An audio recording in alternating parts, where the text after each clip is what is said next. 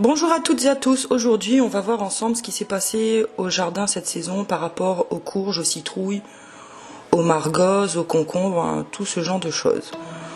Donc j'ai remarqué que j'avais mis mon petit abreuvoir là pour les oiseaux et en allant chercher les haricots qui avaient poussé à côté, je me suis aperçue qu'il y avait la racine qui s'était propagée dans l'eau en fait. Je me suis dit tiens, moi qui adore mettre des trucs dans l'eau, je vais faire pareil avec tout le reste.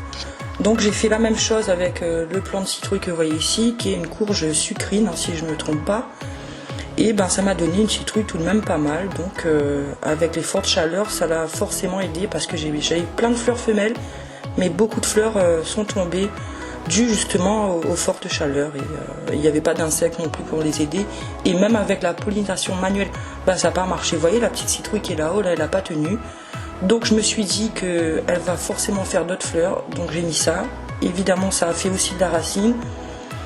Et là je suis en train de galérer pour vous montrer ça parce que tenir une main et comme il y a le poids de la calebasse sur la branche, c'est pas facile pour vous montrer ça.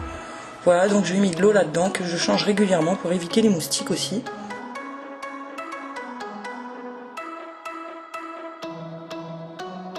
Et je vais vous montrer en fait, voilà.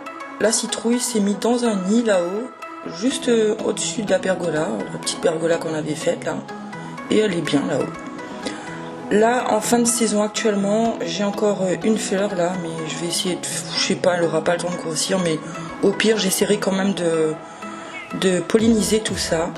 La première que j'ai eue, c'est la petite qui est là-bas, c'est un potimarron, et qui est bientôt prêt aussi, mais qui est pas énorme. J'ai jamais eu de courge énorme non plus.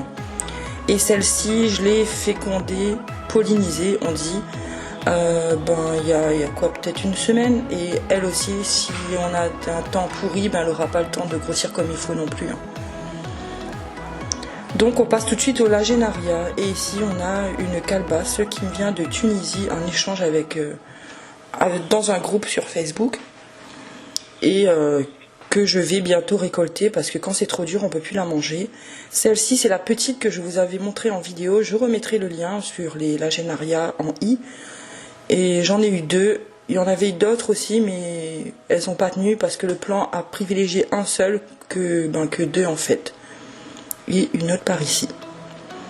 Ensuite on va parler du concombre. Il y en a un qui a fait le malin, qui a joué à cache-cache, mais là c'est lui qui est bien embêté parce qu'il a poussé dans la grille. Et pour l'enlever, là, on n'a pas le choix. On sera obligé de le casser en deux. Il y en a un là-dessous aussi que je vais prendre bientôt. J'en ai eu quand même pas mal. Moins que l'année dernière, mais j'en ai eu pas mal quand même. Donc, je vais dire que c'est raisonnable. Par rapport à la margoze. Ça, c'est une margoze à la Réunion qu'on appelle aussi concombre amer. Mais celui-là, c'est une version sauvage et toute petite qui pousse dans les champs de canne à sucre. Que j'ai eu de mes parents, enfin les grains, ils m'ont envoyé les grains en fait. Et je vais vous montrer, voilà, je vous ai montré la fleur femelle avec le petit bébé dessous et la fleur mâle tout au début. Ici on est encore sur une autre variété de margoze qu'on appelle margoze de l'Inde ou margoze de laine, ça dépend. Et c'est un cyclanthère en fait, voilà, donc j'ai jamais rien eu là-dessus, mais pour l'instant je mange les cœurs comme je le fais avec le chouchou.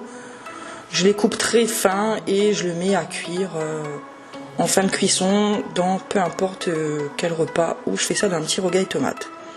Mes chouchous sont bien partis, j'en ai pas mal, vous voyez les petits bébés là, eux je pense qu'ils sont sauvés. Mais le souci c'est que là on a à essuyer encore une semaine assez chaude, donc j'espère qu'ils vont pas tous avorter. Donc il y en a un gros là par ici qui est, lui il n'y a pas de souci pour lui.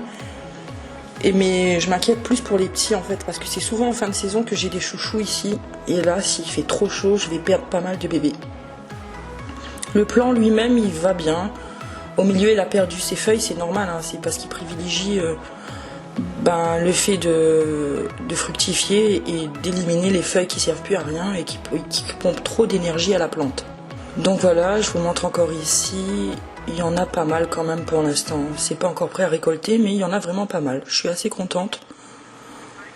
Ça aussi c'est sauvé, donc il n'y a pas de souci pour ceux-là. Et je vais vous montrer une petite fleur qui a avorté justement dû aux chaleurs qu'on a eues.